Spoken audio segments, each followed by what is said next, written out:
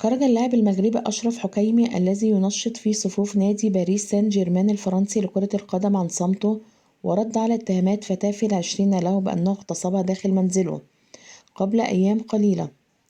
ونفى حكيمي هذه الاتهامات جملة وتفصيلا، مؤكدا في تصريح حاسم ومقتضب بأنها خاطئة تماما وفق ما ذكرته صحيفة فرنسية في انتظار ما ستثير عليه التحقيقات. وكانت الفتاة قد اعترفت للشرطة الفرنسية بأن اللاعب المغربي اعتدى عليها جنسيا ليلة السبت 25 فبراير 2023.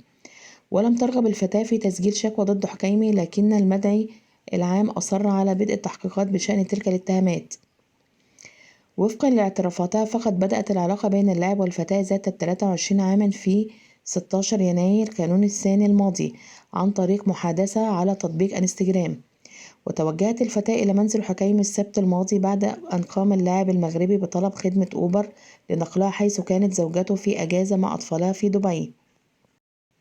وزعمت الشابة الفرنسية بأن الأمور خرجت عن السيطرة في منزل حكيمي الذي اقترب منها ونزع ثيابها ثم اعتدى عليها قبل أن تتخلص منه بركلة بقدمها، وفقا لاعترافاتها للشرطة الفرنسية.